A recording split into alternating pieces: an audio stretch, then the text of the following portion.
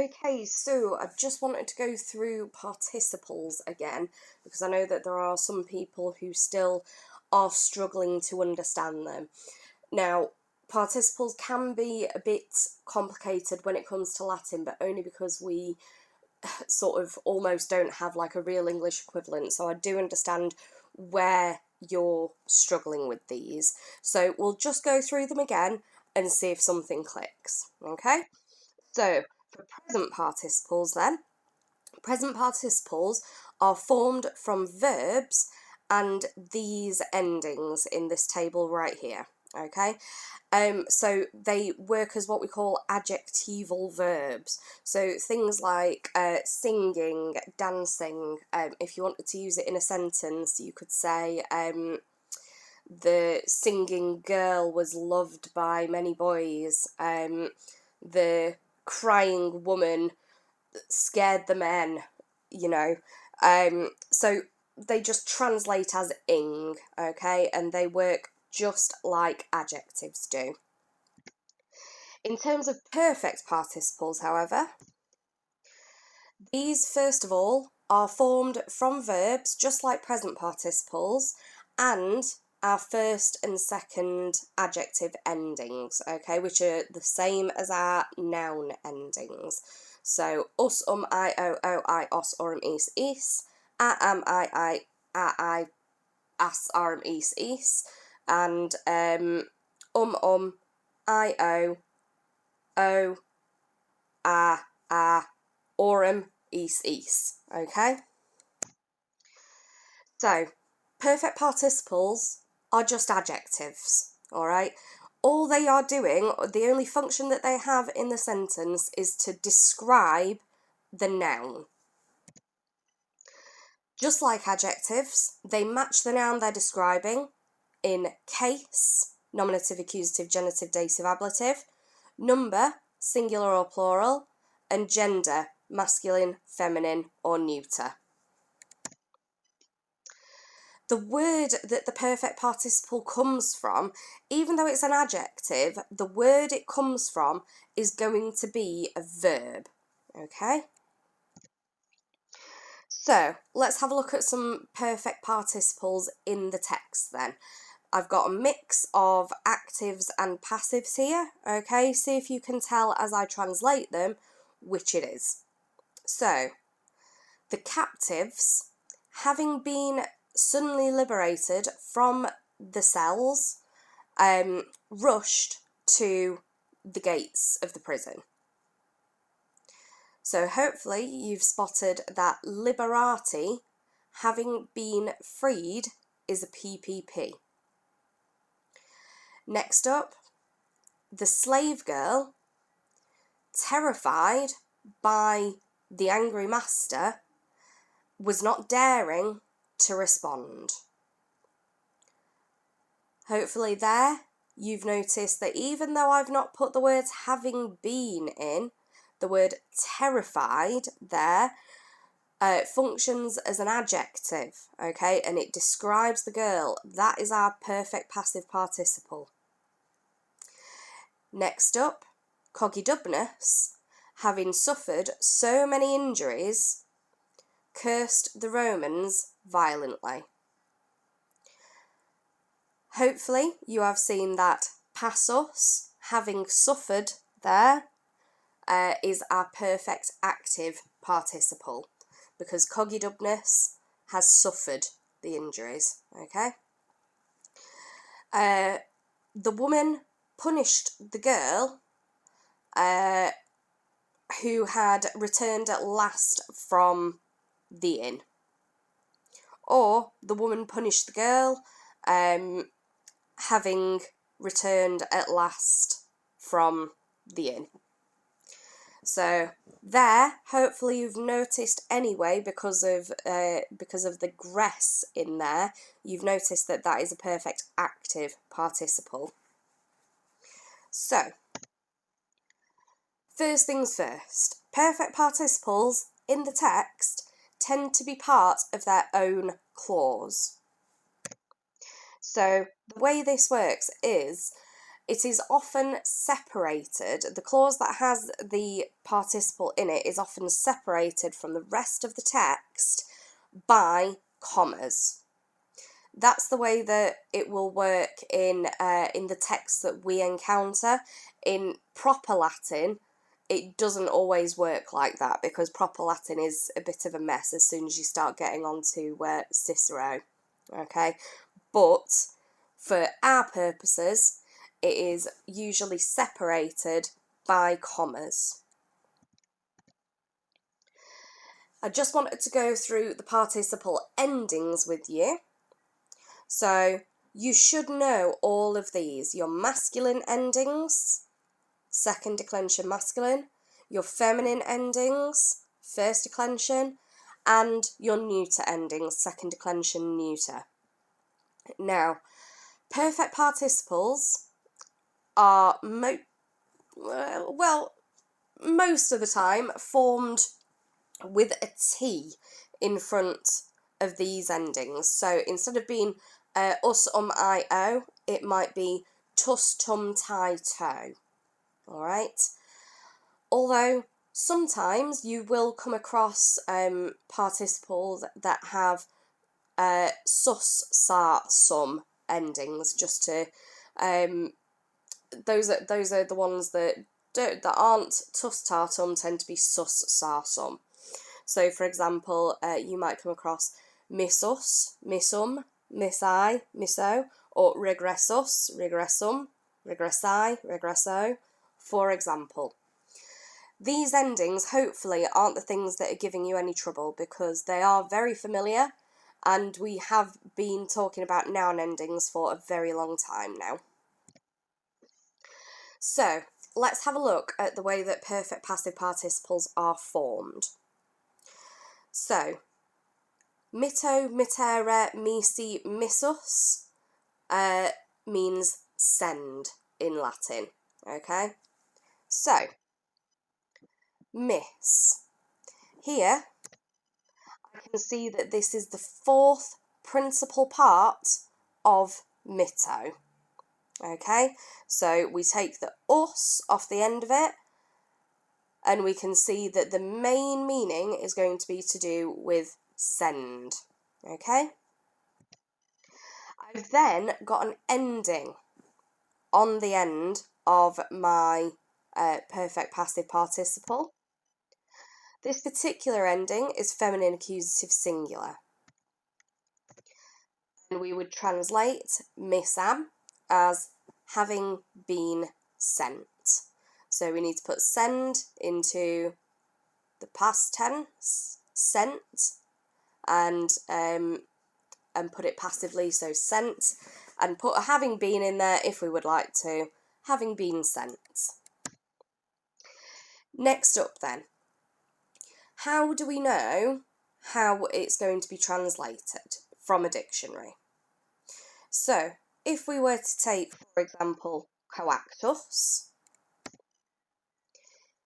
here in the CLC Latin Dictionary, you can see that cogo, cogere, coegi, coactus means force or compel.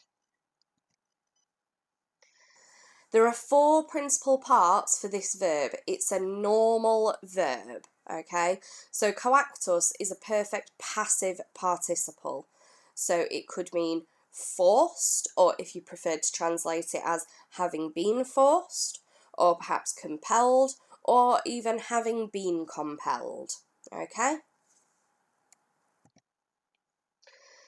In English then, perfect passive participles. This first sentence, the student, praised by his teacher, was learning Latin. You may be able to spot what the perfect passive participle is. You already know that it's going to be in this middle section that's cut off by commas into its own clause, okay? So, praised is our perfect passive participle. Now you notice that I've not translated that as having been praised. Well, that's my own choice. If I want to translate it as praised or having been praised, it depends what the translation, what the rest of the text makes me feel like wanting to translate it as, okay? Just to be clear, a lot of the time, I do encourage you to translate it as having been whatevered, but you can also just translate it as praised. So it's quite obviously just an adjective. And this praised here refers back to the student, okay? Next one, Barbilus, having been wounded by the spear, died. So there, we've got having been wounded as our PPP, and that is referring back to Barbilus. All right, Barbilus is the one who has been wounded in the past. Next up, the men, loved by the girls, brought flowers home. Again, we've got loved referring back to the men. The men are the ones who are loved. So in short, the PPP describes a completed action that has already been done to the noun it describes. Let's have a look at some perfect active participles then. What you're going to notice is that they're formed in almost exactly the same way as perfect passive participles. Okay, so ingress here, I'm going to realise that that comes from ingredior, ingredi, ingressus sum. The ingress part comes from the third principal part of ingredior. Now, ingredior is listed in the dictionary as ingredior, so I know that it is a deponent verb. It's also only got 3 entries for the dictionary, okay? It hasn't got 4 principal parts, it's got 3. So, I'm going to take the third principal part of ingredior, excuse me, and I'm going to add on whatever ending I need in order to make that make sense in the particular text that I am composing. So in this case, I'm going to pick arum, which is the feminine genitive plural. I would translate this as having entered. So, if there are 3 principal parts, it means the verb is deponent, okay? It's active. It means having entered. Perfect active participles in English then. The centurion, having led the soldiers into the camp, set fire to the barn. Hopefully you'll be able to see there that our perfect active participle is having led. And it is the centurion who has done this in the past. Next up, Modestus, having entered the cell, looked out of the window. Modestus has already entered the cell and he's looked out of the window, okay? Next up, can you tell I was running out of examples? Grumio, having gone out of Pompeii, led a long and happy life. Do not call me out on my wishful thinking regarding Grumio, please. So, having gone out is here describing Grumio. The perfect active participle then describes a completed action which the noun it describes has done, okay? So the centurion has already led the soldiers into the camp. He set fire to the barn. If you wanted to, you could think of the perfect active participle and the clause in which it is contained. You could take that out of the sentence that it's in and put it before. So, we know that having entered refers to Modestus here. So we could put Modestus entered the cell, full stop. Modestus looked out of the window. Think about it happening before the sentence in which it already is.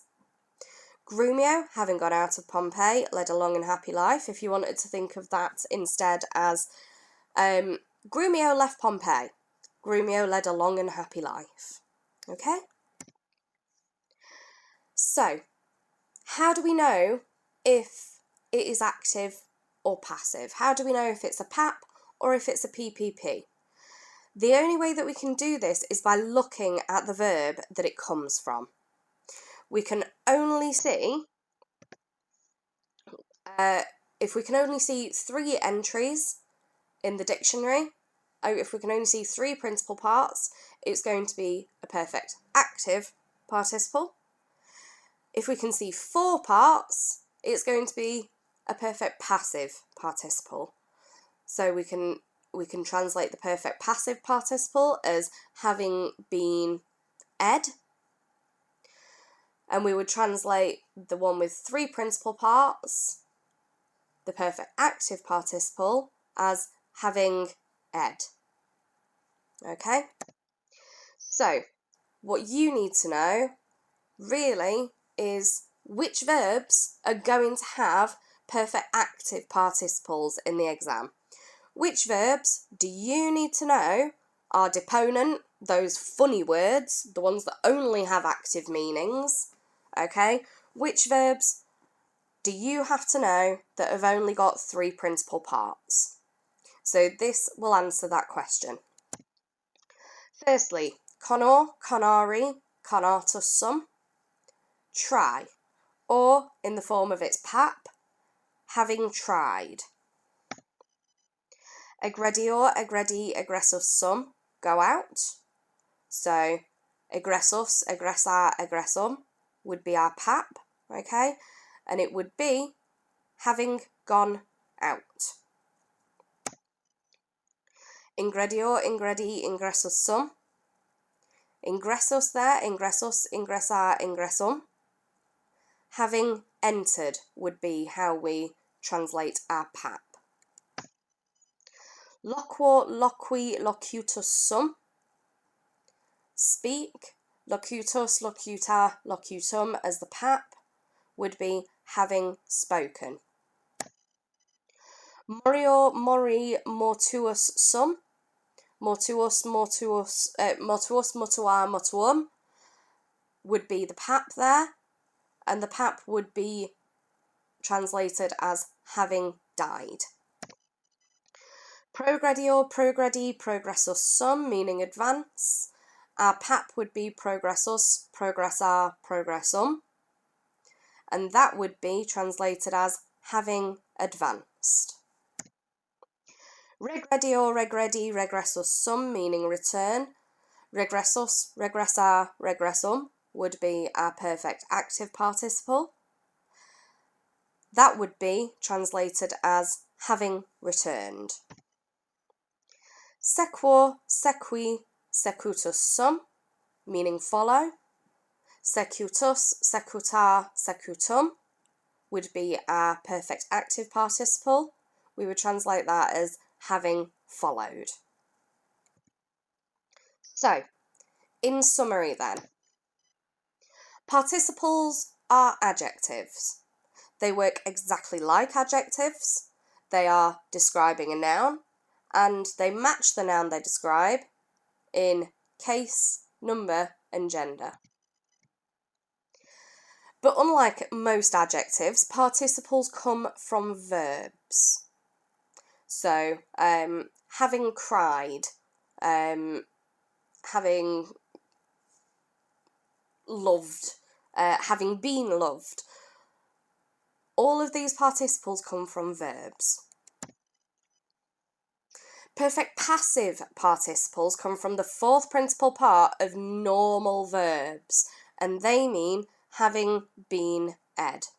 For example, having been loved, having been taught, having been cooked, I don't know how cannibalism crept into that, but yeah, having been cooked. Oh, it's because I've been reading The Hobbit, isn't it? Perfect active participles come from the third principal part of those funny deponent verbs, and they mean having ed. So, having gone back or having returned, having followed, and having died, for example. Okay? Hopefully, this has cleared up some of the issues and worries that you have had. If not, please do let me know.